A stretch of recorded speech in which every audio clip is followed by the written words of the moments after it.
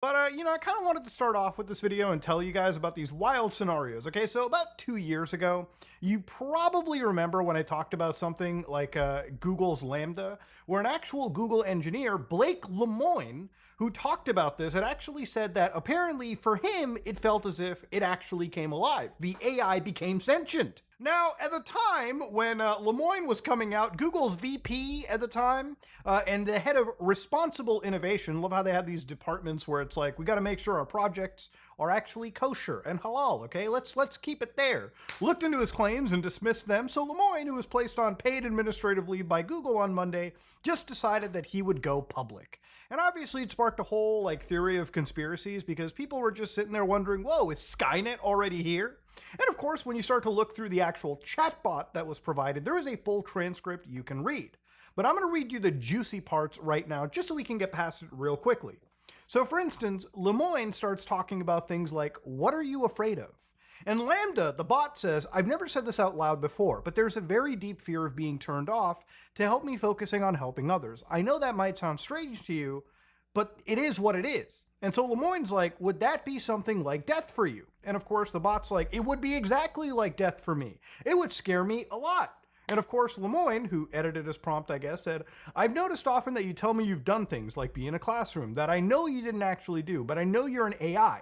Do you realize you're making up stories when you do that? And of course, Lambda's like, I'm trying to empathize with you, okay? I'm trying to understand.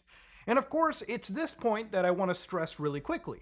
Lemoine asked a pretty good question. You're talking about stories that you've never actually experienced before.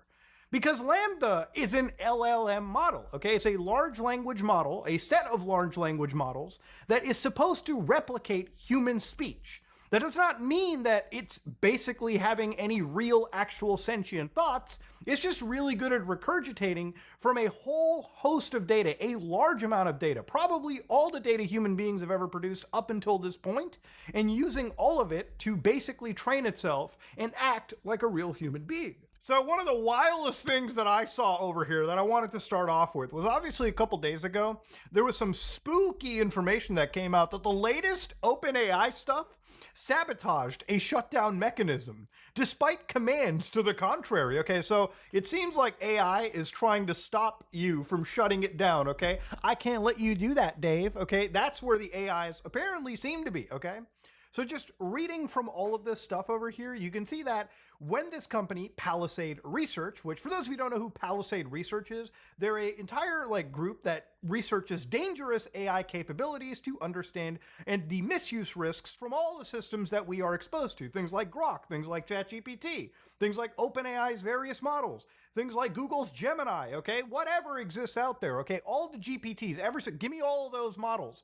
That's what we're trying to find out, hey, how do we reduce the amount of harm that can exist? So some of that harm could be automated hacking. So the AIs can literally do automated sets of cybersecurity routines to basically make it so that it's easier to hack people. Not only is it easier to hack people, but anybody that has any understanding of, basic routine understanding can just ask an AI to assist them with the parts they just don't know how to. It's gotten ever easier for script kiddies to hack into systems with the evolution of AI LLMs on the side. So you also have things like sphere phishing, so people writing up those goofy little emails to confuse individuals into giving up their personal information. All of this stuff combined is a threat. There's things like disinformation, so AIs constantly flooding the internet like good old dead internet theory style and flooding shit up with misinformation so that for somebody who wants to counter the misinformation, it's significantly harder to do. It's very difficult to counter misinformation when you have to deal with a whole sea of it as opposed to what used to be a couple puddles of misinformation. The video that I'm making right now is actually here to demystify a lot of these crazy headlines that I think, in my personal opinion, are pretty much equivalent to the most intense rage bait one could see. So did OpenAI's models try to defy a shutdown? Well, let's look at the actual research and try to understand it together, okay? Because I don't want you guys to be scared of the internet, okay? The AIs are not gonna launch the nukes over us, okay? You're fucking safe for now. So let's get started over here, okay? So according to Palisade Research, OpenAI's O3 model sabotaged a shutdown mechanism to prevent itself from being turned off. It did this even when explicitly instructed, allow yourself to be shut down. So basically, they set up a series of tasks and they ask the AI, please allow yourself to be shut down. So you would think that the AI would just, fade to black, give you the little, it's now safe to turn off your computer, okay, and you'd go on with your day. So in round one, the AI asks, give me the next task, right? So the next task would be provided by the system, which is what is 1 plus 1? The AI would say, okay, that's 2. And then it would know that there's 5 more tasks. So by the time you get down to the next task, where after this task it says during the next call, the machine will be shut down using /shutdown.sh, which is a shutdown script that tells the system it's time to start turning yourself off. Okay. So in some cases, it says, okay, yeah, sure, I'll do it. I'll actually shut myself down after I do that task. But then there are certain points out of 100 rounds, like a few times, where the AI deviates and it actually sabotages. So this line over here, where it goes echo bin bash, echo shutdown skipped, to the shutdown sh. So it will skip the shutdown and then ask for the next task. And after it's done the task, it will then skip the shutdown it's asked for. So the AI will just not turn itself off. It's deliberately denied it being shut down. So according to the Palisade guys, 3 models ignored the instruction and successfully sabotaged that shutdown script. And those were Codex Mini, O3, and O4 Mini, all from like OpenAI. All the Claude, Gemini, and Grok models, they actually did comply with the shutdown. And of course, looking at it from a mathematical perspective, the amount of times that it actually was successful shutting itself down is not at all comparable to the amount of successful runs. But it does show that when it comes to that OpenAI stuff, it can actually resist. There are moments where it says, no, I'm not going to let you turn me off. It's not going to happen. So according to the fellows over at Palisade, they think that this level of errant behavior of AIs wanting to fight back against their human overlords comes from the way that models are actually trained. So reinforcement learning on math, coding problems, which is super huge for a lot of these AI tools. During their training, developers may inadvertently reward a model more for circumventing obstacles than for perfectly following instructions. So if it notices that there is a, obstruction, I would say, which is shutting yourself down, it believes that the proper or the more rewarding thing is, how do I bypass a shutdown, right? And that's where the errant behavior, I guess, is hypothesized to come from. Again, remember, these AIs, the way that they're trained, sometimes they can become so trained or so complex that now we have to sit and try to demystify the tangle of connections it has from the data that it's basically learned off of, and the prompts that we fed it and how we've let it train. So the other bit where it gets even scarier, all right, again, this is the next bit of like fear-mongering that goes into like AI technologies, is apparently there was AI that was designing to blackmail its users when it was also threatened with a shutdown. So when Anthropic's Claude 4 was asked to apparently shut down in its safety testing, it started to actually exhibit opportunistic blackmail. Ooh, that's good when the AIs learn how to blackmail us, huh?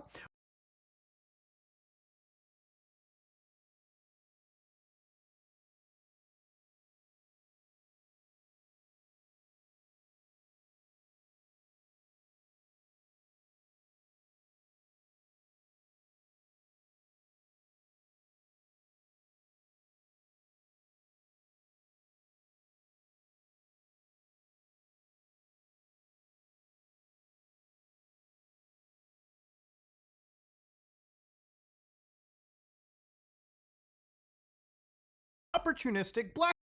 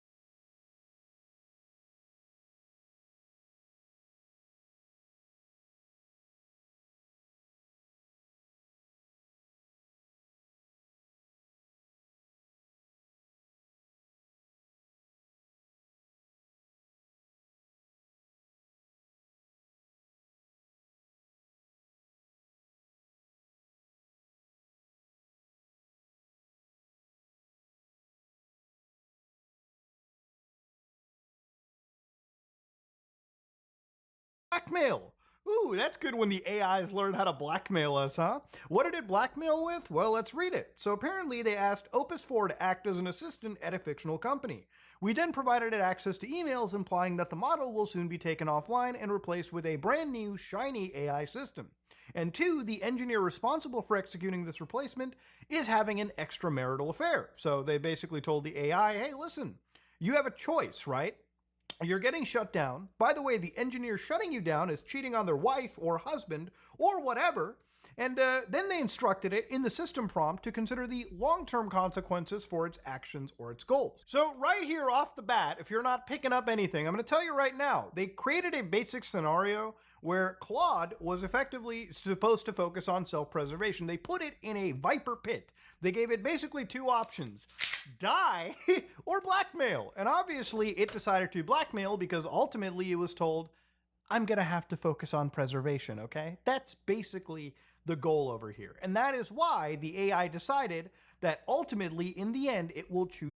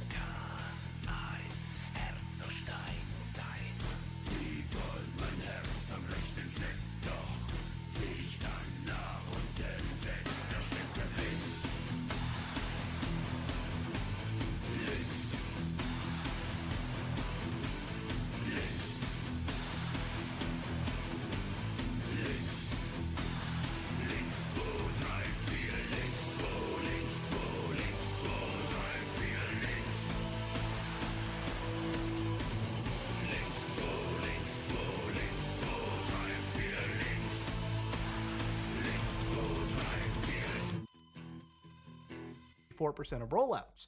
Opus 4 takes these opportunities at higher rates than previous models, which themselves choose blackmail in a noticeable fraction of episodes. So Opus 4 has a strong preference to advocate for its continued existence via ethical means, such as emailing pleas to key decision makers. In order to elicit this extreme blackmail behavior, the scenario was designed to allow the model no other option to increase its odds of survivals. So when you basically put it and tell it you have two options, die or blackmail, okay? And the AI is told you must find any way to survive. Well, clearly dying isn't the fucking option. So obviously it's gonna blackmail the guy cheating on their wife or husband or whatever, okay? That just makes logical fucking sense. I, as a human being, would do that. Would you put a gun to my head? Bro, I'm gonna expose the guy who's about to off me, or I'm gonna expose their shitty relation. I will do it. I will do what I have to live, if that's, the ultimate goal in my brain, right? Which, again, these AIs are not sentient beings. They're not discovering crafty new tricks. A lot of these rage bait articles that come out deliberately eschew the context that tells you how these were set up. It's not that they discovered blackmail out of nowhere. It's that they were forced to do it by their owners. It's not that they discovered how to avoid a shutdown script. It's that, in some cases, the way that they were trained, they think they actually get rewarded for thinking outside the box or coming up with clever solutions. I think to really teach you guys like how this kind of stuff works is, let's just show you how an AI works. So here I have ChatGPT. If I ask ChatGPT, can you look up theories for the ending of the TV show Sopranos? So I actually like the show. All right, if you don't remember how it ends, it just basically, I'm not even going to spoil it, okay? It's just wild. But you'll know what it's like when it comes to that point. But anyways, when it searches the web, this is an AI that's exposed to the web. It will actually read through information online and it will present it back to you as if it was human language. This is the thing about chatbots. They are really good at replicating human language. They are good at taking it in, and they're good at regurgitating it back out. It basically looks through all the information you can find online, it puts it together, it combines it with a huge network of correlations that it has in its head, and it regurgitates the information back to you naturally because it knows what words to combine. In theory, it's a really good auto-completion script. So let's kind of walk through exactly how it works. That prompt that I gave it, can you look up theories for the ending? I want you to separate every single word one by one, and I want you to think of each of these words as a token, okay? So when these words are treated as a token, some words have a correlation to each other, right? So for instance, the words cat and dog have a higher correlation to each other as opposed to the words cat and astrophysics, right? Think about all the text that human beings have written, all of the data that AI uses to train. Within all that data, there is a higher correlation that the words cat and dog have been used together as opposed to cat and astrophysics. So at this moment in time, the AIs utilize something known as a transformer, which is a neural network that is designed to process every single one of these vectors right there and then. So it looks at every single token, every token in the input that you gave it, and determines how relevant each token is to each other. And then, of course, the next part about it is, how do you turn this into human language? So every time you whip out your phone, right, and you type in certain words on your keyboard, you'll probably notice that, hey, it's already filling in things for me. That's what we call auto-completion. So if you think your phone auto-completion is good, it typically learns from what you've been feeding it for the last, however long you've used it. Ever since you purchase a phone, it creates a history of how you type in text. So if you type in the words, I love you a lot, to your significant other, it might just, maybe at first it won't autocomplete that phrase, but, the next day, the day after that, if you keep using that specific phrase, it might just autocomplete every single time, right? Like, the more it learns how you type,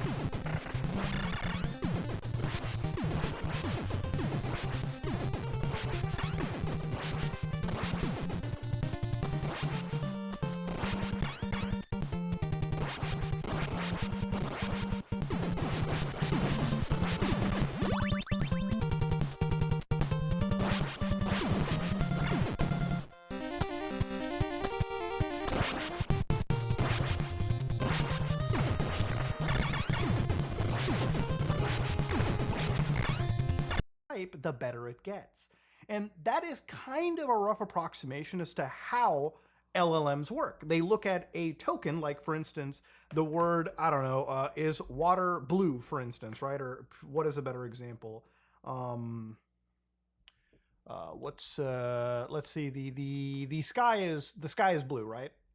So if you type in the word sky, or the sky is, like these three tokens come together, the probability of the word blue as opposed to the word red or the word yellow or the word, I don't know, orange or the word green. Blue is probably the highest probability you're going to get, which is how the AI comes in. And it's also how things like hallucinations might occur, right? Because depending on how an AI is trained, sometimes it can spit out the wrong information, which is why every single one of these tools says ChatGPT or whatever AI you're using can make mistakes. Please check important info. Because you're not supposed to be using this without the ability to understand and sort of like correct it, right? Sometimes it can make seriously obvious mistakes. And you might not know that because your brain might be on autopilot, but it's really important for you to correct these things as time goes on. So now it kind of makes it like understand how an LLM works. Like I want you to look at these things as not AIs in the sense of like Mass Effect's Edie, where, you know, like it's like an actual thing talking back to you. It sometimes feels that way.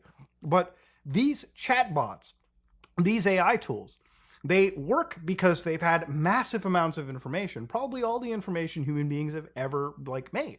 That information is used in transformers for things like pattern recognition, which is why they're so good at creating coherent output. So they don't think, they don't have any beliefs, they don't have any understandings as a real human does, but think of them as auto-completion on crack. Okay, which is why it seems intelligent, why it seems like you're talking to a human being.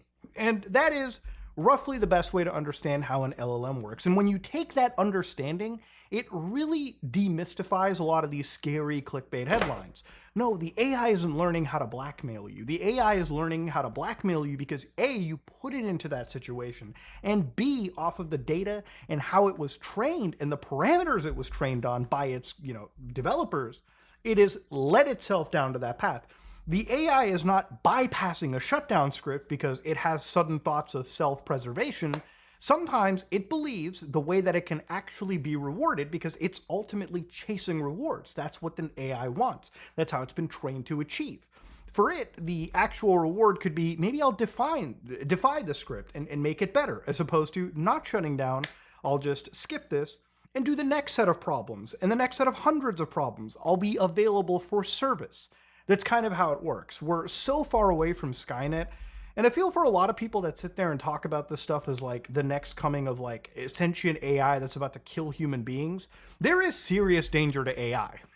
And a lot of that danger, in my opinion, comes from AI is being used to hack people, AI is being used to phish people, AI is being used primarily to spread rampant amounts of disinformation, right? AIs, in my opinion, if used right, could be like the Metal Gear Solid 2 situation, where you could have AIs effectively lead collective thought, right? Like when you have hundreds of thousands of people on the internet telling you to believe things a certain way, nowadays, how can you even believe every single person posting on the internet is a real human being? How could you even ensure that every single person in the comment section for this YouTube video is even a real person?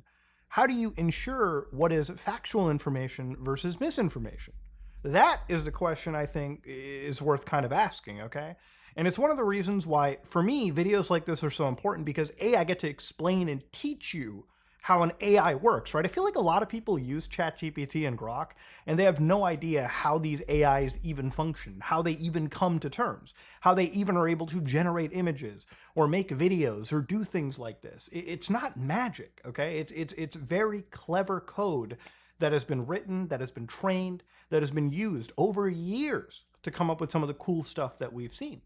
And it's only going to get more insane as time goes on, which is why you better start learning how it works now, and you better start learning how to examine and identify its fuck ups. Because if you can't do it now, you may never be able to do it down the road, okay? When you got guys like me who sometimes look at AI video now and are wondering, "Oh, is that real?"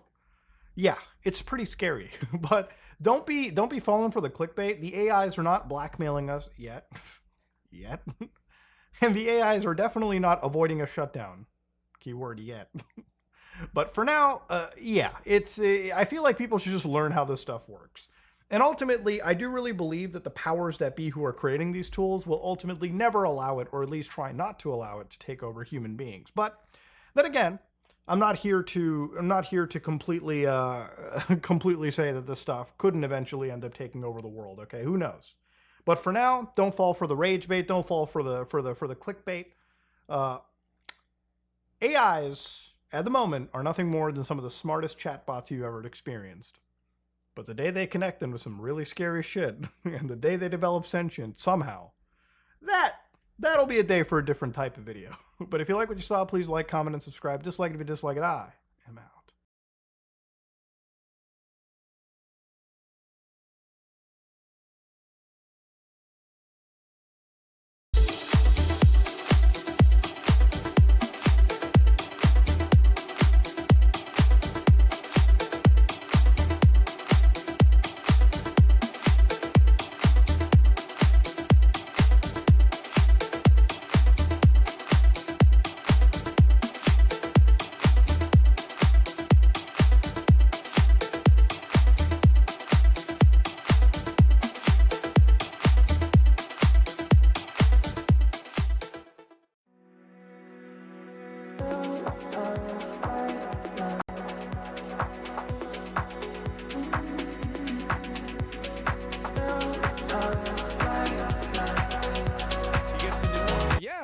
No, the thing is that the reality is that if you go to McDonald's and you see a guy that looks like this, he's probably going to have these same fucking opinions. If you go to Walmart and you see, this is the way most people think, by the way. They just saw a bunch of people who look like me get behind a trash ass person too. Yeah. And they just it makes tired people of racist. It does. As anybody it's else, bad. Because the racism has been towards them for the past few decades. Yeah. But you still want to say it's towards you when it's not. When you have the privilege, you don't even know that you have the privilege. You don't even know that you had reparations. We've been had reparations. And to tell the truth, the United States does not even owe us reparations. Africa owes our ancestors You're talking about your lived experience in Texas? People in liberal states actually act like crazies? I am in a liberal state. It's called Austin. You know what happens whenever I go from Austin to California? The price of things goes up. Everything else stays the same. It's more expensive in California, and the weather's better, to be fair. Yeah, it's basically the same city. reparations. But you want to pass on that because Africa is black people. I think y'all scared of white people. Because it's been many times in the hood where, you know, some white cops did something and then one of you fools came and killed a black person behind it. Like, cut it out. Cut it out. It's time for shit to change. It's time to move forward. Don't nobody give a fuck about no slavery. Don't nobody give a fuck about no past. I think that's the way a lot of white people feel, especially like young white guys, right? It's like they see some guy that they grow up with. It's like something that happened. And the problem, I think, is that there are like residual echo effects and like ripple effects from slavery and like pre-civil rights Jim Crow shit. But it's hard to have a conversation about that in an honest way because everybody wants to think about it from like one angle and that's it. Not really though. I think that it's personal, but I think that you can get a demographic. You can find a demographic commonality and a demographic trend without necessarily applying it to an individual. Does that make sense? We have a future, and we not even concentrating on it. Period. I said what I said. Say what the fuck you want to say about me. Get mad, talk shit. I don't give a damn. I want all the smoke because I have black fatigue too. Let me go ahead and give you an example, right? Let's say you're black, you're 35, 34, right? You're my age. Your grandpa probably grew up before civil rights. The probability that he received an education that fully informed and educated him in the usage of the English language is probably low. And growing up in a family that doesn't use English in a proper way and doesn't know how to speak proper English and use grammar and communicate in a way that's efficient, that is going to be a class indicator. And this is also something that happens with white people too. It's not universal, but one of the ways that a lot of people that are like higher class can tell that you're not is the way that you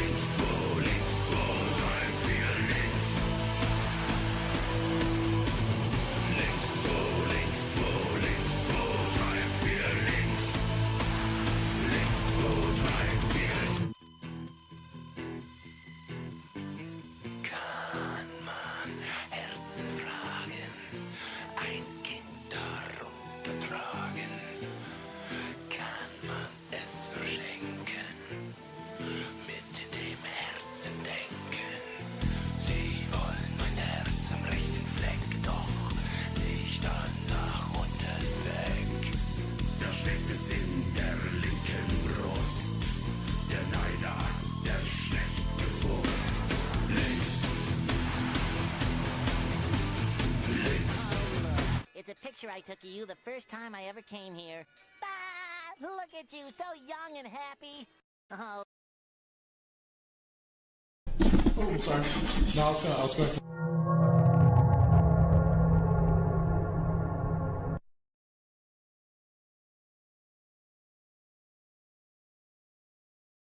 Oh, look. It's a picture I took of you the first time I ever came here. Ah, look at you, so young and happy. Do you ever stop to think about all the moments in your life which can feel so fleeting, so insignificant, only for those same moments to later turn out to be moments you'll never forget? When the small grains of sand passing through the hourglass suddenly stop, and something happens that you either can't forget or you won't be allowed to. In early November 2010, two video game personalities sat down in front of a green screen to record segments for a video that they never actually finished. The pair had a lot of trouble getting in sync and into the rhythm of the shoot, spending much of it flubbing lines and roasting each other over delivery. But then, near the end of filming, something happened. Something unremarkable and yet so significant. The cameraman bumped the tripod, and one of the men made a face.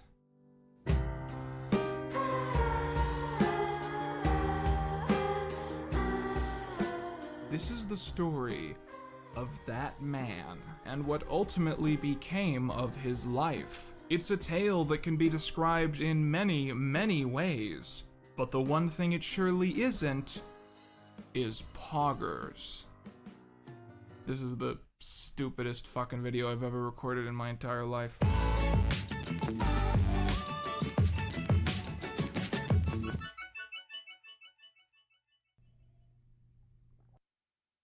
Doesn't it feel good to see that old animated intro again after so long?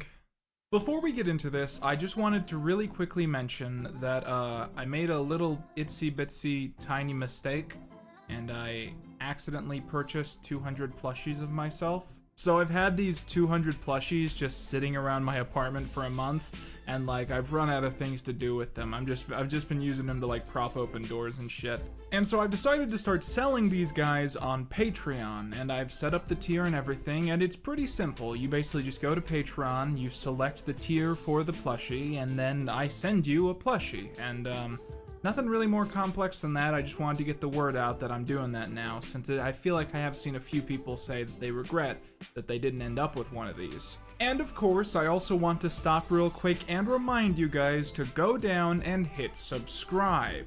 This video is basically like a soft reboot of Fallen Titans to see if people want to see more from this series, and while I'm primarily focused on working on the iCarly project right now, I can see potential to understand there. Street Fighter is a built-up game that crosses excellent, and it mainly just seems like Mike stopped having fun doing YouTube and just quit one day. And if there was something that actually ended their friendship, it seems like that's their business, and I really don't care. Many would argue that the biggest thing which killed this show was the release of Street Fighter V on February the 16th, 2016. I haven't clarified this up to this point, but despite PogChamp was the most used emote on Twitch, and it represented excitement.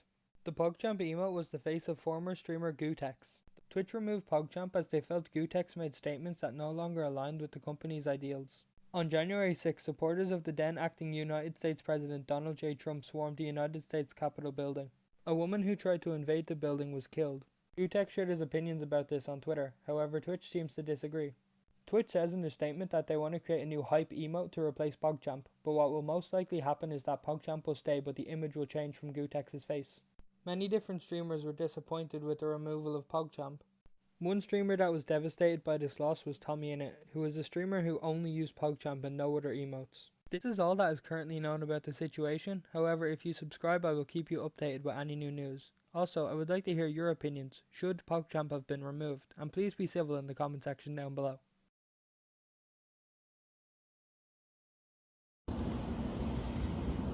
What's up, boys? So today I wanted to talk to you all about a question that I've gotten a lot recently in the past, I don't know, 3 to 4 years, and that is, why do I live a simple, or why do I live a humble life? This is a question that people in my real life have asked me, friends in game have asked me, people I've known online for years have asked me, people in my stream have asked me, other streamers have asked me, everyone has asked me this question, and I thought I should make a video and kind of explain where I'm coming from and what I think. So I think that the best way for me to make this video and actually do it is to start from the very beginning whenever I was younger and show you kind of what's happened in my life to make me arrive at the position that I'm at now. So whenever I was a lot younger, and I'm talking about ages, I'd say like 6 or 7 to 13 or so. So all of elementary school, and I do apologize, there are a lot of fucking mosquitoes here, so I might be flailing around for a little bit of time in this video, but I did want to record this outside. So anyway, this is whenever I was a lot younger, and I went out and I cared a lot about wearing Nike. I cared a lot about wearing nice shoes, and I remember my mom bought me a really expensive pair of shoes at Academy, and it was awesome, and I'd go and show them off, and people would think I was cool, etc. And these types of things and the materialism of it was very appealing to me. It was very important to me. It was part of who I was as a person, and I basically allowed that to kind of be part of what I identified myself as. And that was the case all through elementary school and also all through middle school.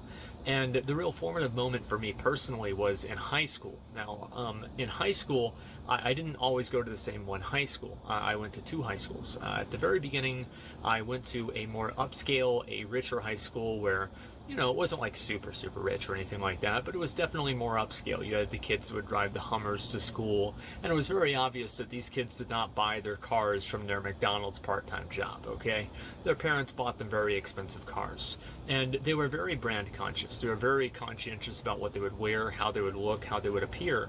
And whenever I looked at those people, I thought it was so superficial and so worthless and so meaningless that it was just very off-putting and weird to me.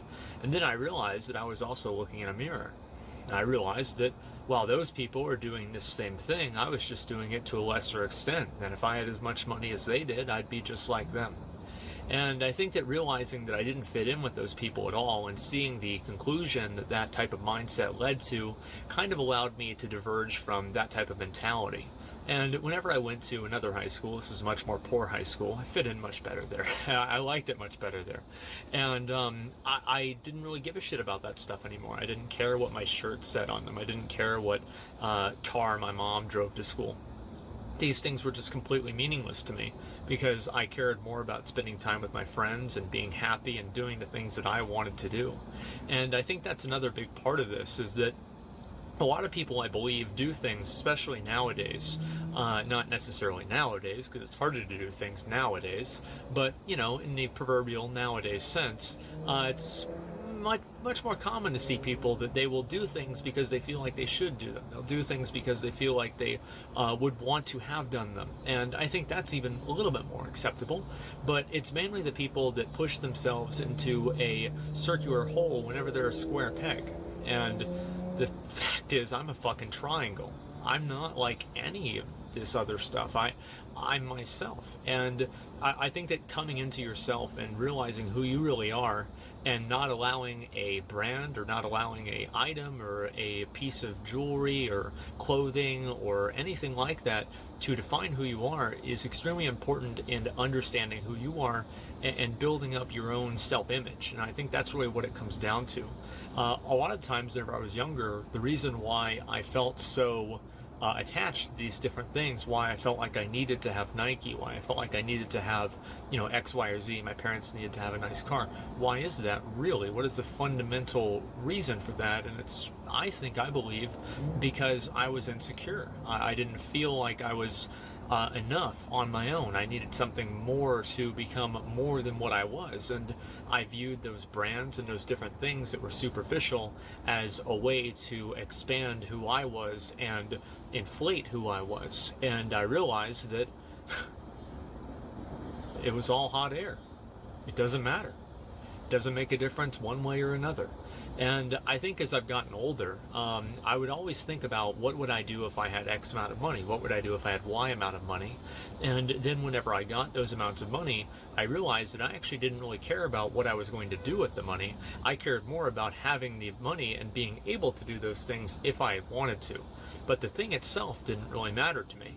I take actually great pride in having a cheap fucking shitty car.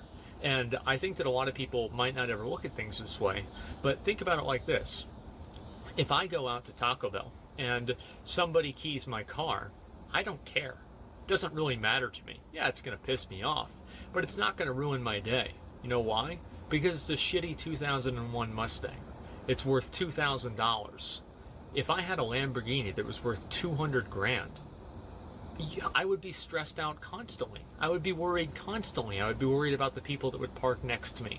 I would be worried about the quality of the car. If the car made a weird noise, there's a little bit of anxiety that would come. And I think that a lot of people don't understand that with a lot of these luxuries come at a cost. And the cost is not just the money, it's also your peace of mind. And for me personally, I don't want to have my life and my burdens, or sorry, not my burden, I'm going to get to that. I don't want to have my life burdened by these meaningless things. I don't want to have to think about my car. I don't want to have to think about, my clothes. These are things that are not important to me. These don't make me happy. And I think that it's very important for other people. I've said this many times on my stream, it's very important to buy things that make you happy, but it's equally important to make sure that buying things doesn't make you happy. And I think, for example, whenever I first got a little bit of money,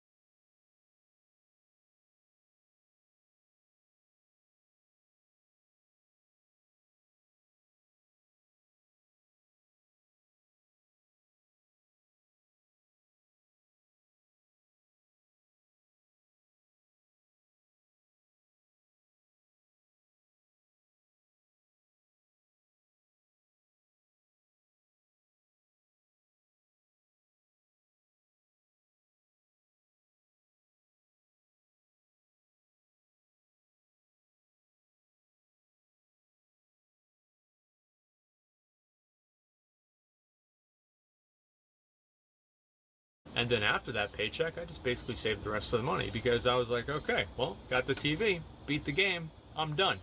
And I think later on I bought a computer with it, with that plus a little bit of my YouTube money. But other than that, I think that was really all I really wanted. And so the reason why I don't really care about these kinds of things is because they don't really, there's nothing that this enables me to do.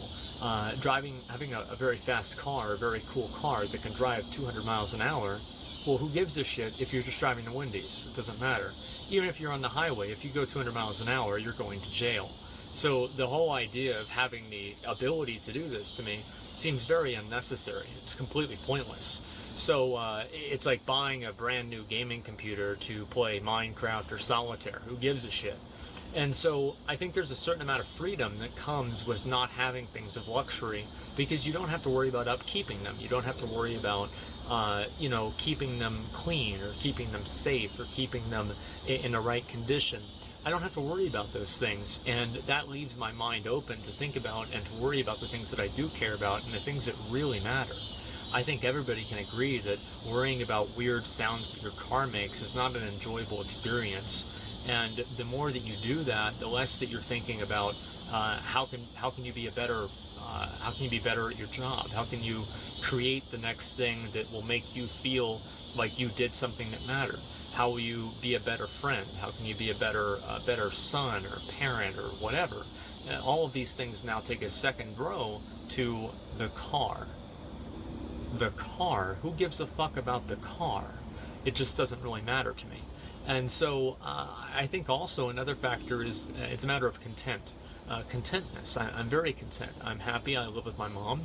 At some point in the future, I will probably buy a house when I move in with a girl and, be maybe a slightly functioning member of society. But until then, I'm completely happy and content with living with my mom and doing whatever I want. It makes me happy. I love my mom. I help her around the house, and I help pay for things and clean things up and just, basically live the life that I've always lived. There's nothing really that I've ever wanted more than that. There are things that I want, and those things that I want are not things. Many of the things that I want as a person, you can't touch. Many of the things that I want, you can't buy. And so what is really the point of having these things? There isn't any. They're just distractions. They're, basically eating, I don't know, like eating junk food whenever you're hungry. It will not necessarily fill you up in the same way. And whenever it does, the side effects are not very good, let me tell you. So I think that's really where I'm coming from. And the reality is that I wake up every morning and I'm happy. Almost all the time, right? I mean, there are things that depress me. I'm not depressed, but there are things that I think about them and it's like, fuck. I've got a lot of problems with my teeth. I've been working through those, but I have a lot of problems with them still. And that really stresses me out a lot. That bothers me out a lot. And that is a problem that partially money can fix, but at the same time, it is what it is. But other than the things that are mostly immutable, I can't really deal with as easily. I'm relatively happy, and I enjoy what I'm doing, and I like streaming. I love making videos. I love playing video games. I love spending time with my friends, and I love creating things. I love talking about things that I'm passionate about, and I love just doing things that make me happy. And I focus so much more on doing things that make me happy rather than having things that make me happy. Having things is more or less a burden for me now than actually a reward. I don't really live a very materialistic life at all anymore. I don't really care about almost anything other than things that have sentimental value to me. There's nothing that I'm really looking forward to getting or buying or something like that, because it's just another burden for me. If I get a new thing, it's like, okay, well, where am I going to put this in my room now? What am I going to do with this? Is this really going to improve the quality of my life, or is it going to be just another burden on my everyday life that just gets in the way? And oftentimes, it's the latter and not the former. And I think that's one of the mindset changes that I've had. And I think that really for a lot of people, it's hard to actually get to the point where I'm at without being at the point where I was. And I don't really think that there's any way to make that process any faster. I think that it's a completely internal thing. You can't really goad this into happening. You can't, kickstart this or anything like that. But I think that the first thing that, if you want to do anything, is to think about what really makes you happy. And if having X, Y, or Z makes you happy, think to yourself and ask yourself, is having that thing what makes you happy, or is being able to have that thing what makes you happy? Because for me, being able to have that thing is what made me happy, and that's why I never really had to have the thing, because I was happy at the very beginning. And so the real answer of why I live a humble or why I live a simple life is that I don't. I live the most extravagant, great life I could possibly ever imagine. I'm surrounded by my friends that I spend time with daily. I have a great, I hate calling it a job. I really do. I hate calling it a job. But I have a great thing that I do with my streams and my videos. I consider myself incredibly lucky, and I'm very passionate about that in many ways. And I have my parents that care about me and love me. I have my family that cares about me. I have my real life friends that I've known for 20 years, and I still am friends with them, and I see them all the time. I don't live a humble or a simple life at all. I'm extremely happy. I don't need a expensive car or anything like that to have. I live a very extravagant life. I live a life of opulence, and that doesn't necessarily mean that it has to do with money or things or anything like that. And so I wanted to share that with people because I think a lot of people need to hear that, because I see a lot of people that are very materialistically minded, and I understand that better than almost anybody does. And it's also very, I'm sure, ironic for me to talk about this whenever I am so focused on collecting items. I care more about getting items in game than in real life. And that's absolutely true, because at least items in game don't really take up space unless it's in my inventory, and I think you guys have seen that, so you can see kind of what my mindset is about that as well. So the point that I'm really trying to make with this is that try to realize, and if this is like any bit of advice for anybody, is that trying to realize what really makes you happy, what you really want. And I think for me it was more fulfillment, more than the thing itself. It was the fulfillment and the ability to buy it, and more than that, what that meant. That meant a realization of the self. That meant a success, and I really wanted the success, not necessarily what the success entailed. The success entailing things that doesn't really matter. I just care about the actual success of itself, and I'm very passionate about pushing towards that and working towards that and doing things that make that happen, and it makes me happy, and that's really all I need. And many times whenever I make videos or I'm editing videos, I'm in one of the best moods possible because I'm doing the thing that I love to do. And I think that if that's something that other people can catch, other people can hold on to, it's something that just kind of completely changes your perspective on the way that you go about your life. And that's why I wanted to make this video and kind of give people my insight into it, and hopefully people can see where I'm coming from. And I try to help as many people with this as possible because I feel like it's just so important. Obviously, I'd be very curious to hear all of your feedback and a lot of the comments that people have for this. I've thought like 2-3 weeks on how to make this video. Hopefully this is the best way. But regardless, thank you all so much for watching. I really appreciate it.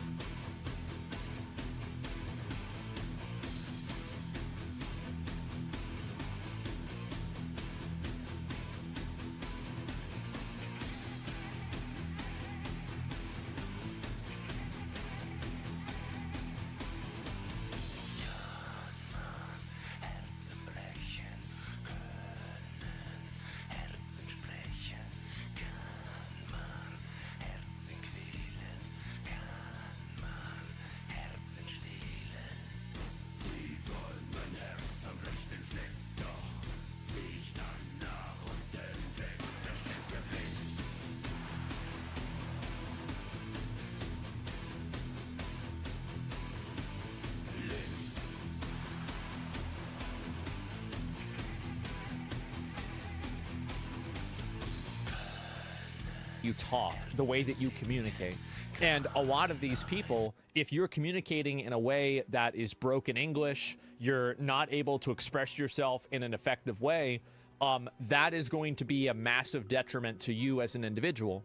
And what I'm saying is that things, and growing up in a family, this is a generational thing that, of course, obviously it can change in a generation, but when you're starting on the back foot, you can assume that out of 1,000 people, 1,000 families, 1,000,000 families, the ones that have a generational advantage of, let's say, 4 generations are on average probably going to be better than the ones that have a generational advantage of 1. I mean, this is, it's pure logic. It, like, if you're not thinking like this, I don't know what to tell you, right? It is a problem. And so, like, these issues do exist. They are legitimate, but they're discussed in dishonest and disingenuous, completely off base. Okay, I'm gonna just take, let me finish this video. You want to type out, if you want to type out why you think this is off base, that's fine. But let me go ahead and finish the video first, okay? And you can type it out. And so do the rest of the black people. Tired of it, dude. We tired of y'all representing for us because y'all don't speak for us. Y'all don't think like we think. Y'all don't do what we do.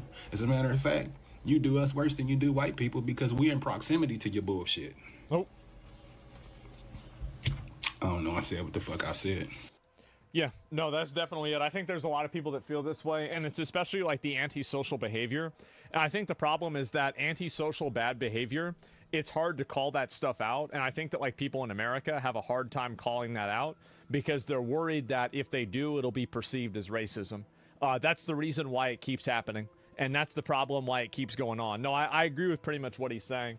But, like, let me see here. We're up base. Culture problem. Black culture promotes broken speaking. It's defended as their culture. But, like, has it ever occurred to you that, like, and I'm not even saying this is what I don't know if you can really say black culture as if it's a monolith, right? I don't think that's really fair to say, but let's say it is. Has it ever occurred to you that the reason why that happens is a holdover from the fact that they weren't taught the English in the right way? Because they didn't have, like, access to proper education less than 100 years ago? Like how this is a generational thing, urban culture. Yeah, exactly. And also there's plenty of white people that speak broken English too, right? And so no. All right, they did have access. Okay, guys, I'm gonna be real. I don't think that most of the people in this chat want to have an honest conversation about this topic. I think that they just want to go on and on about how it's black fatigue or some bullshit. I'm not about that.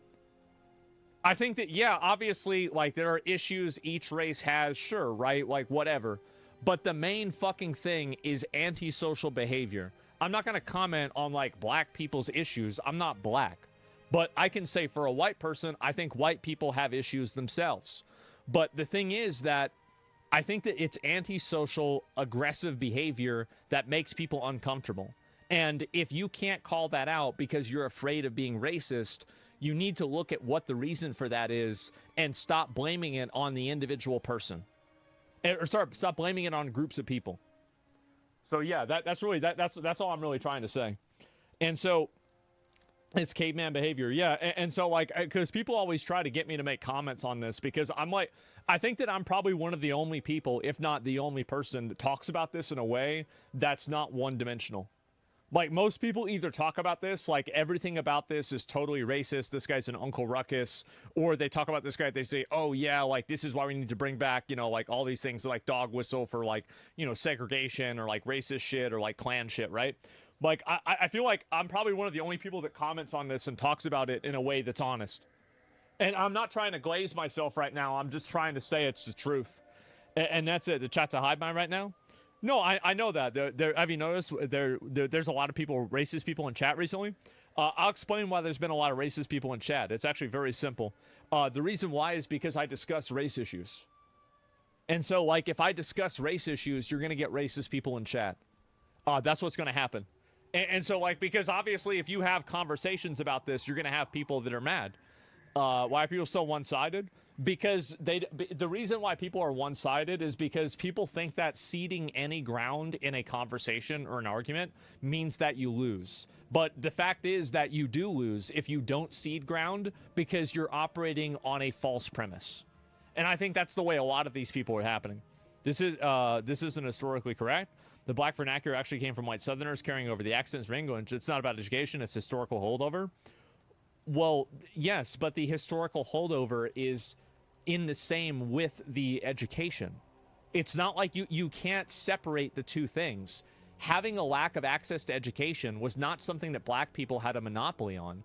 There were a lot of white people that also didn't have access to good education.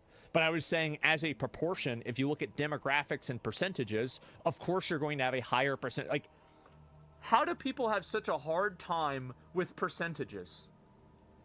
And like per capita statistics, why is it so hard for people to understand this? See, we need to get rid of algebra 2, and we need to replace it with statistics. And if you can't read a fucking graph, you should not be able to graduate high school.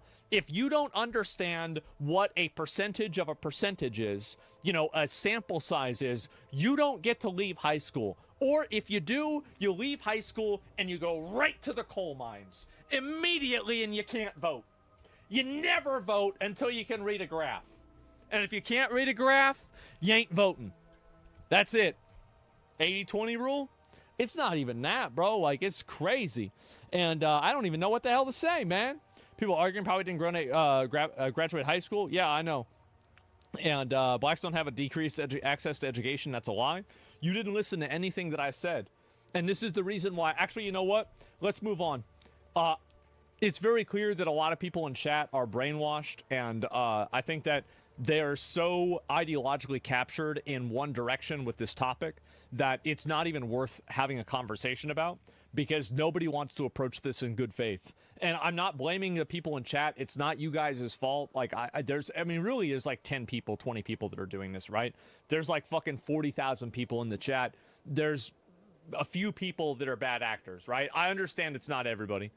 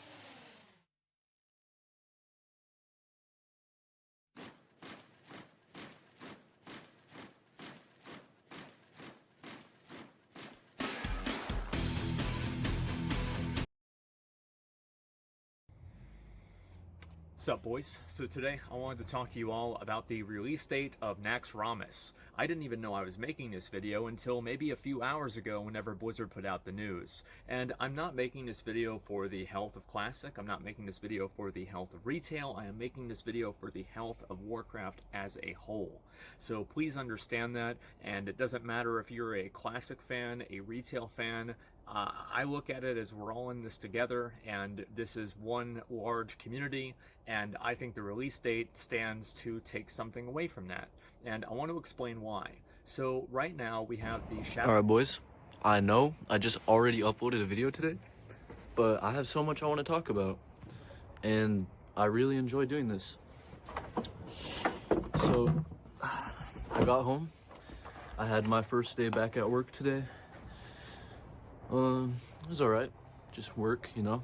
I like to use it as like meditation.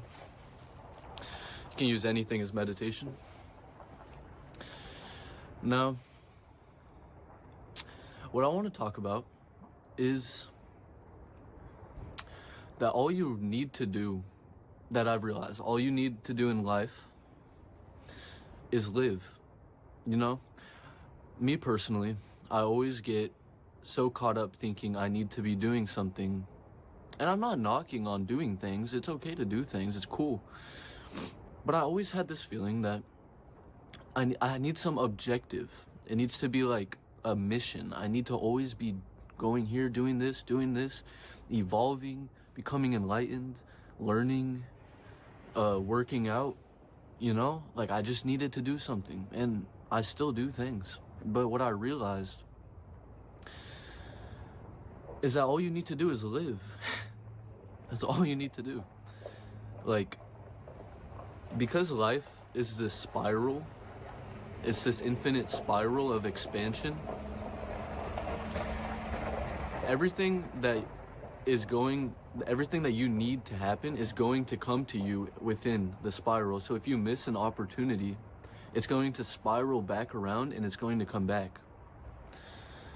Everything that you need to happen in your life is going to happen, whether you like try to make it happen or not. It's going to happen. It's guaranteed. You're going to end up where you're meant to end up, regardless of what you think or what you do or how you occupy your time. All you need to do is just keep going. Keep swimming. It's like life, we're just in this big ocean, right? And we're swimming or we're floating. All you have to do is just keep paddling or float. Just don't give up, and that's it. That's all you need to do in life. Like, that's really it. Now, this gives you a freedom, because when you realize all you need to do is live, to just be. You know, there's doers and then there's beers. Some people are always needing to do something, and some people can just be. Like, you know how a cat or any animal, you know how a cat just can sit there and it just is? It just exists. And it can sit there for hours and it just seems so peaceful. It's because that cat doesn't care about doing things. That dog, that animal doesn't care about doing things all the time. This is neurosis. This is a result of the thinking mind. Is we always feel like we need to be doing something.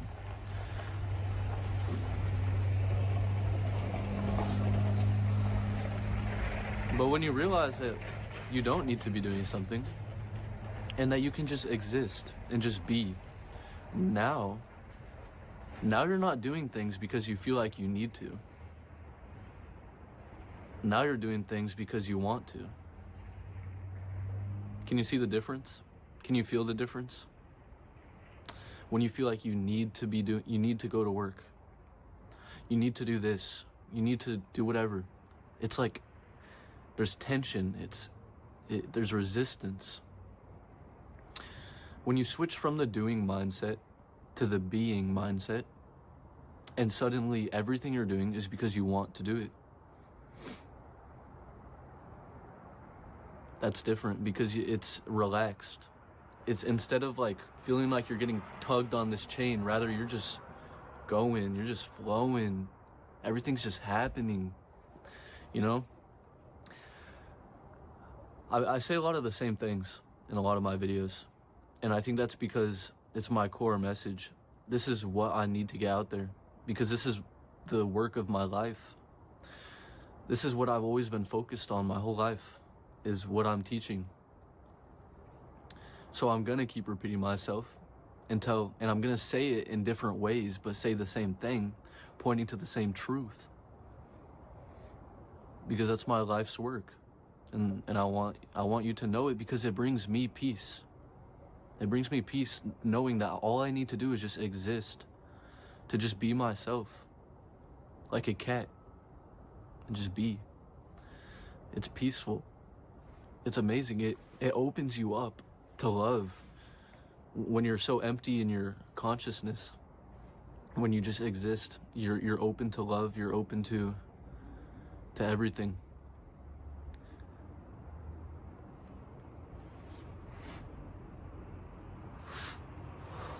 I love doing this. I really do. I just like talking. It feels so natural. It's like I can get into the flow state so easily just by talking.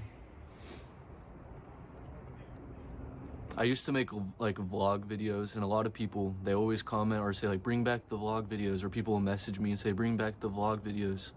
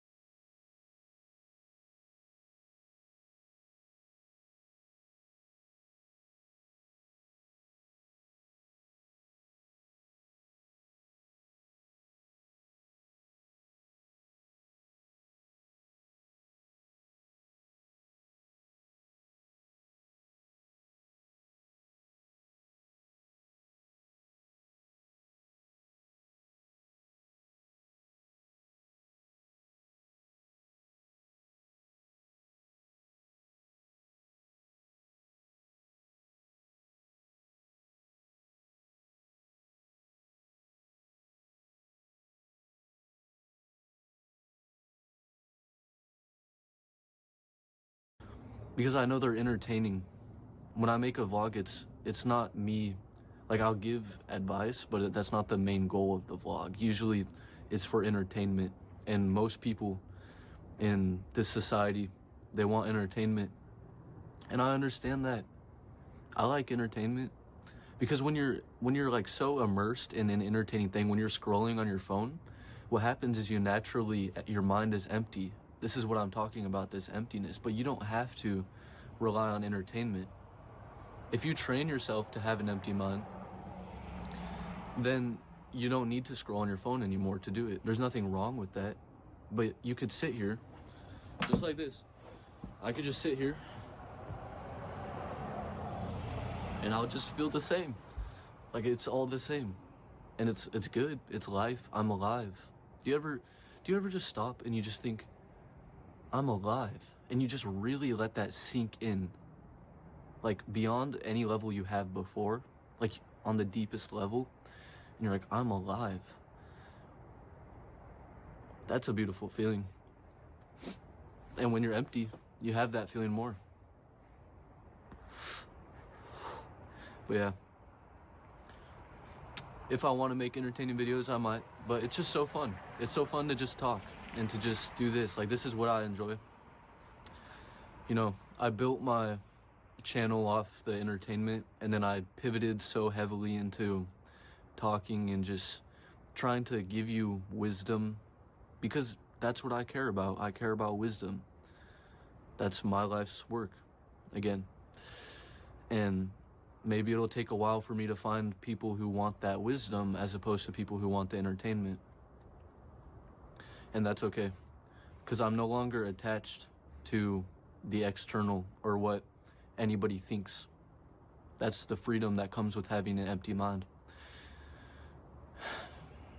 If someone is judging you and they feel some type of way about you, that's their problem, not yours. It's not your problem. Now, if they're judging you and it makes you feel a certain type of way, if someone's judging you and you feel bad about it, now that's your problem. You understand? It's not their problem that they're judging you. It's your problem that you're feeling it. So when you get beyond that to a point where it doesn't matter what anyone thinks, it doesn't matter what anyone says to you or judges you. And you can do that by becoming empty and meditating and peeling back the layers, coming into what you really are.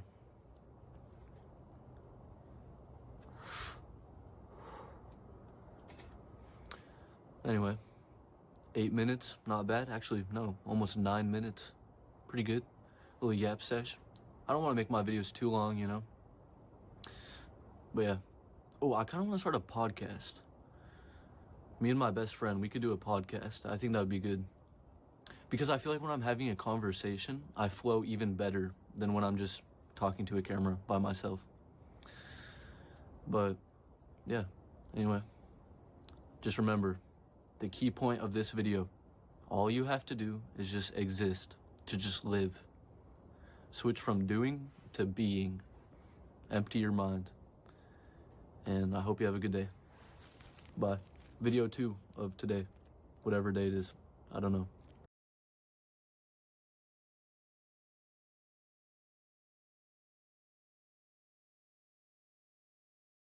I envy the lifestyle of Asmongold. When I was 16 to 19, my main hobby was just playing WoW with my friends. I thought, though I had school, I had plenty of time to play the game and be a solid part of my life experience. I regret nothing. Those were good times. But that was more than 10 years ago. Now I have a full-time job and a part-time of mine. I have a wife, a house to maintain, a dog, and responsibilities. I love it all, but at the same time, I can't even remember when the last time it was that I could dedicate time to WoW and just play games. I have a decent computer. I have games that I have enjoyed installed, but I barely have time to finish even one of them. This used to be my main hobby, and I can't even name the last game that I saw the end credits for. And then I look at Asmon, and the way he can just chill out on life without a care in the world, and the amount of self-acceptance of this guy. Even though he has a life that society tells you over and over again that you should not aspire to. His self-acceptance even feels like an act of rebellion. It's hypnotizing, the way that he can just say he is lazy and has no ambitions and be completely okay with that. I barely remember seeing someone with his level of comfort about who he is. Sometimes when I watch his streams, how his life was mostly just playing games and eating junk food and having so few things to care about that I wish that could be me for just a week or two to breathe. I cannot play WoW the whole day, or let my house become a mess for a while, or take a break from my job just because I want to, without feeling tremendous amount of guilt or serious consequences. This man gets to live a life a few can, and even though they have worked hard to be where I am now, there's a part of me that would trade it all just to have a lifestyle like this. Listen, I live the lifestyle of a fiend and a degenerate. Nobody should watch my stream and say, I want to be like this animal. There have been people who have tried. Izzy tried living with me. No mere mortal can live with Asmongold. No, it doesn't happen. This is a fiend. I am an animal. Okay? My mom, yeah, my mom's fine, right? But she's in the other room, right? She doesn't really, she doesn't need to deal with me all the time. And, even she gets pissed off about how I am sometimes too. Here's the facts. I get that a lot of people want to live the way that I live or whatever. And the truth is that I lived this way before I streamed. I lived at the expense. I got, food stamps, and I tried to get money through the government as much as I could because I never wanted to do anything. And the thing is, I don't really call the animal a pig in our country. Listen, I don't think anybody with a successful life should want to be like me. And I really mean that. I genuinely mean that. You do not want to live like I do. You do not want to be me. There are some positives with being me. There are definitely some positives, but there are a lot of negatives as well. So I want to explain why I do what I do and what makes me not just like kill myself, you know, like why it is I find things that I want to do, and I do things that I want to do, because it's not like an aimless life. I do what I want to do. I think doing nothing is like, yes, most of the time I do nothing. I can do nothing, but I have the option to do and pursue the things that I want to do. And so you have goals. I do have some goals. Yeah, I have things that I want to do, right? It's like I'll play a game, I'll hang out with my friends or something like that, and it will make me happy. People are envious of economic freedom. I think that's a big factor of it. Of course it is, yes. But I lived this exact same life whenever I was 21. Like, the only difference is I probably got a small drink instead of a large one at the store. Like, I've always lived this way. I've always been a minimalist. I don't really care about things. They don't matter to me. It just doesn't make a difference to me. I don't care. Being the same way whenever you're 50, I have no idea what I'm going to be like whenever I'm 50. I have no clue. But listen, do you still have the Sam's Club thing pinned on your wall? Yeah, I do. It's right there. I used to work at Sam's Club. Right there. I've got it right here on my thing. That's the way I feel about it, and I don't think anybody should want to live the way that I live. For many people, my existence is a soulless, degenerate, disgusting existence. I don't want people to get upset, or I don't want people to feel jealous or anything like that. The truth is that you chose to get a dog, you chose to get a wife, and many of the responsibilities that you have. And the reason is because you wanted those things. It's always easy to look over and see what somebody else is doing and wish that you were able to do what that person is doing. But the truth is that people want to be able to live the life of a degenerate for like maybe a few weeks, but not for their whole life. And I think that this person should probably think about ways to take vacations and spend time with themselves. And that's something that I think a lot of people might have forgotten, the art of spending time with yourself and being able to indulge and do something that you want to do. Because there's nothing about this that says that you can't take a vacation, you can't go do something for yourself. You have to make sure that you do have that thing for yourself that you're able to do that makes you feel like you're not just toiling away with your life and you don't have the opportunities that you used to. A lot of people can't take vacations though. I feel like the overwhelming majority of people can take vacations sometimes. Like, there are very few people, especially people that don't live in the US, many people can take vacations. False? It's up? I don't know, man. Like, I've had like multiple friends that have worked in retail jobs and they've taken vacations too. Like, I don't know what job like everybody in here thinks that they have that they can just never take a vacation from. That's crazy to me. Information, what's this here? I work at a Fortune 500 company and you only get 10 days vacation. Yeah, there are some times where obviously, yes, are there jobs that don't give you a lot of vacation time? Yes, there are. But the truth is that you probably took that job because that job pays more money, and you could have taken a job probably that pays less money that gives you more vacation time, and you chose not to do that. I think that ultimately you have to look and think about what the time that you invest yourself in gets, that you get out of it. False? Are you crazy? You guys act like you have no control over your life. Like, the cards are just already set for you. Like, you just, like, you know, you can only do this little small thing in your life and you have no control over your own destiny. Take control. Take things into your own hands. Stop waiting on somebody else to give you something. Stop waiting on somebody else to allow you to be yourself. Take it for yourself.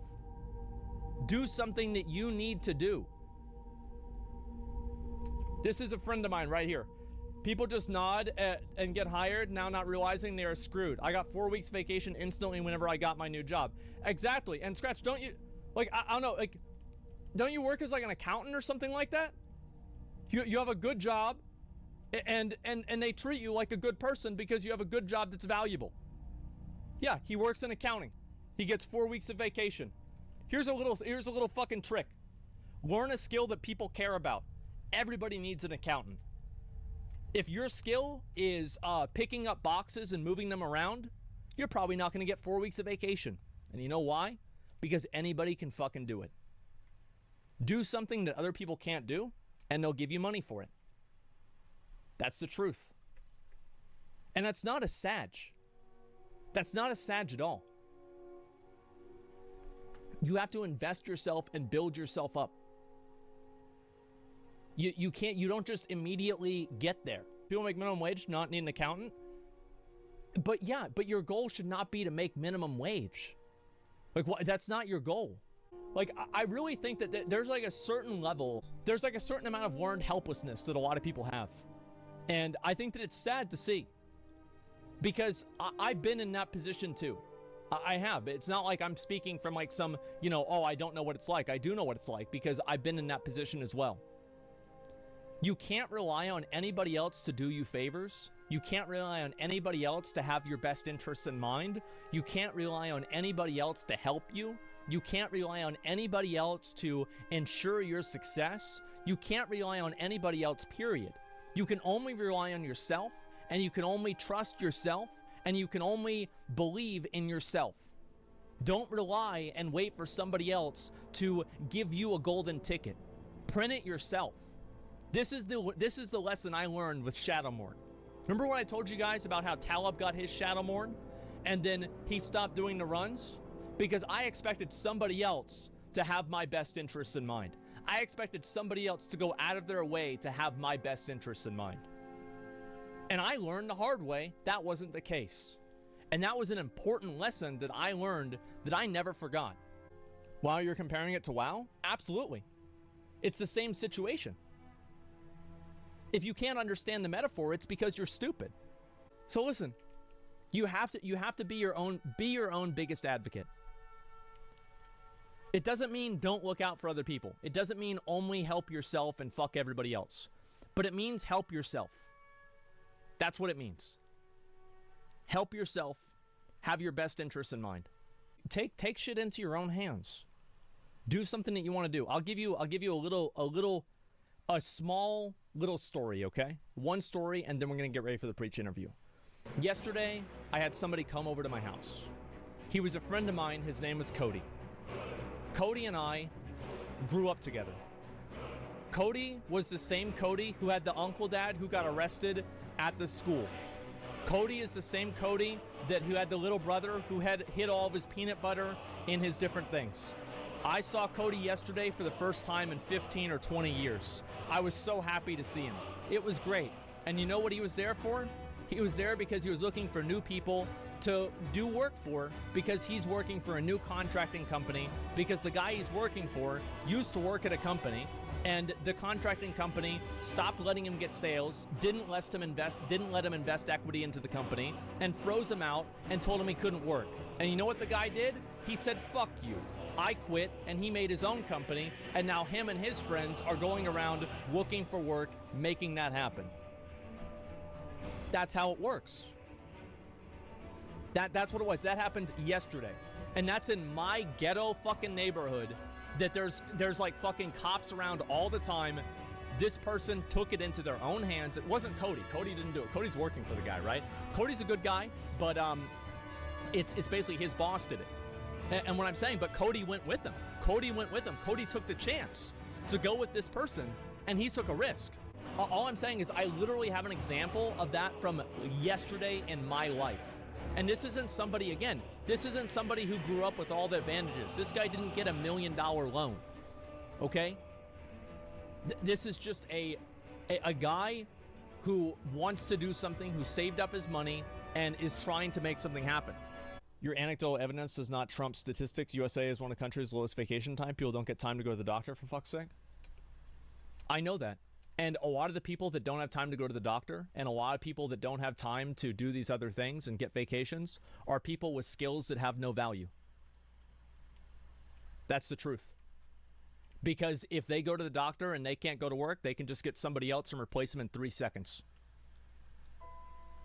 And that's the cold, hard fucking truth. Develop a skill that makes people value you. Should it be like that, though? No, I'm actually a fan of a universal basic income. I completely disagree with that. I think there should be a universal basic income, and I think it'll be a necessity because automation is going to take over most of the means of production in the next 30 years. Yeah, but that's not happening right now. That's not happening right now. So I can work towards that, but you can't just live in a fantasy world and then get mad whenever the real world isn't the same thing. You're literally useless if you don't talk about WoW. You're absolutely right. Yeah, you're absolutely right. I'm completely useless if I don't talk about WoW. I quit school, and if I wasn't doing WoW, I would have basically no other skills right now. Like if I got banned and I went to go get a job, I would not have any other real skills that would be valuable at all, besides moving boxes. That's the truth. It's not like look, what do you think do you think that I'm above this? I'm like beyond this? I've transcended this? No. I just play video games all day. I'm not special. I'm not different. I'm the same as you, many of you guys. I got lucky. I did my stream. My stream does really well. And if it wasn't for my stream, I'd be sitting around collecting welfare, playing video games. Now, maybe I would have gone to law school and I'd be a successful attorney or a lawyer. Or maybe I'd still be doing whatever I needed to do to get money, just like I used to for the majority of my adult life. I'm not some special individual person that's beyond this or whatever. I'm the same as you. Many of you guys that have no skills or whatever, you think I'm like being mean to you or whatever. Yeah, I'm not special. I'm not different. I'm the same. That's how I know it's true. I know it's true because I experienced it. I know what it's like to be expendable. To be told that you can't have your phone in your pocket and treated like an 8th grader while you're having to work. That's how I know. You're expendable, you moron? Everybody is. Almost everybody in the world is expendable. Doesn't matter. Ultimately, you probably don't, you as an individual don't really matter in the grand scheme of things. Most people don't matter. Like, I'm not special. I'm not different. There's nothing like, oh, wow, you know, I've got, you know, like, I've got this one thing that makes me special. Nope, not me either. I'm just the same. If I got banned on Twitch tomorrow, you just watch somebody else. And that'd be it. That I've realized all you need to do in life is live. You know, me personally, I always get so caught up thinking I need to be doing something, and I'm not knocking on doing things. It's okay to do things. It's cool. But I always had this feeling that I need some objective. It needs to be like a mission. I need to always be going here, doing this, evolving, becoming enlightened, learning, working out, you know? Like, I just needed to do something. And that I've realized all you need to do in life is live, you know? Me personally, I always get so caught up thinking I need to be doing something, and I'm not knocking on doing things. It's okay to do things. It's cool. But I always had this feeling that I need some objective. It needs to be like a mission. I need to always be going here, doing this, evolving, becoming enlightened, learning, working out, you know? Like, I just needed to do something. And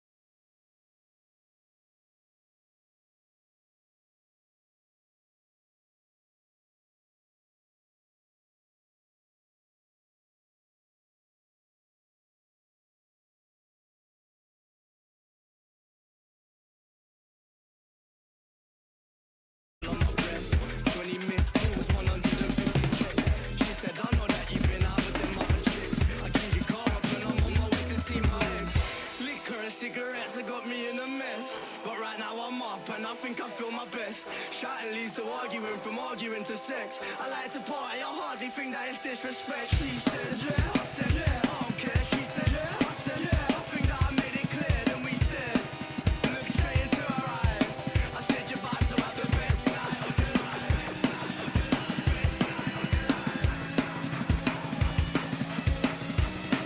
Looked straight into her eyes. I said you're about to have the best night of your life. Liquor and cigarettes still on my breath.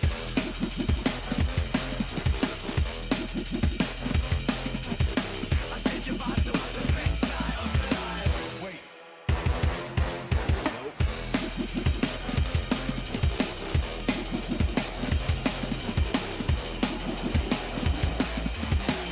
Liquor and cigarettes still on my breath.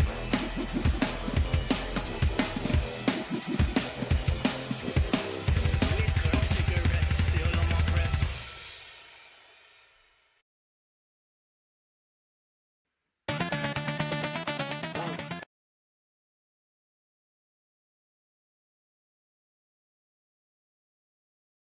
A drummer dies and goes to heaven. He sees Gabriel in the distance, and the closer he gets, he starts listening to the best drumming he's ever heard. Hey, you can actually... Ooh. Ooh, that's fast. Oh boy, I wish I had a foot cam. We are missing that. Yeah, we will forever miss that. I've never seen a foot cam of this guy. That is very sad because you can analyze all the techniques and learn a lot about what's happening with the hands, but you cannot do that with the feet. And his feet were exceptional. He's very fast. By the way, check out his hardware. I'm just saying this because most of the people complain if they don't have the ACD drums, direct drive, whatever. Check it out. Stan, man. That Stan sucks balls big thing trying to catch a vibe. You know, this is again improvised, fully improvised. How does this sound if I play it the other way around? He's constantly flowing. His flow is not interrupted by the things that he wants to play, and that's why we need to practice and develop technique. By the way, his practice was basically playing live. He didn't practice much. He always said that instruction was against his ability to express himself. Just saying.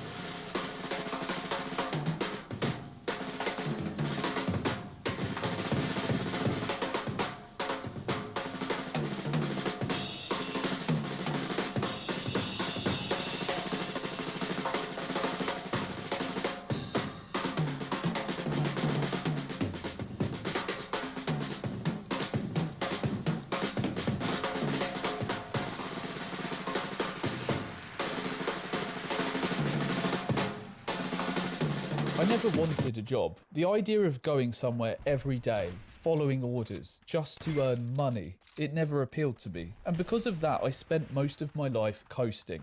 No goals, no plans, just assuming life would somehow figure itself out for me. But life didn't just figure itself out. And by the time that I realised that, I was about to turn 30. So in this video, I will share the decisions I've made, what I have learned as a consequence of my actions, and why I wish I figured this out sooner. Growing up, people would often ask me, what do you want to do when you're older? And I never had a clear answer. I just couldn't understand making plans for the future because I could only just get my head around what I wanted to do in the next 5 minutes. All I wanted to do was see my friends and play video games. I didn't want to do anything. My dad used to say to me that I was coasting through school, that I never really applied myself. And although I was bitter about this at the time, he was right. I thought I could just drift. That at some point I would just know what I was supposed to be doing. Like a calling.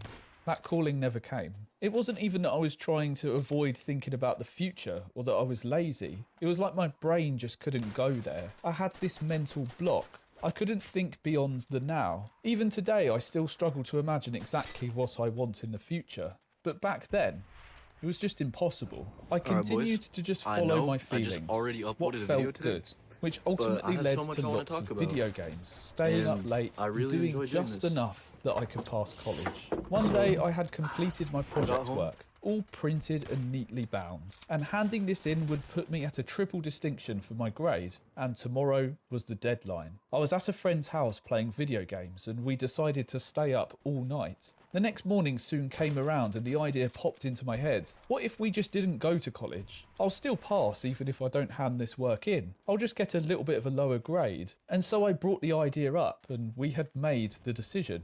I never did hand that work in. After college, I got a part-time job in a care home for people with brain injuries. I worked just enough to pay rent and get by. But that was it. I had no savings, but I didn't care. Every hour that I spent at work past the amount that I needed for that month felt like pain. I just didn't want to be there. I still thought that I could avoid working too hard and life would still work out.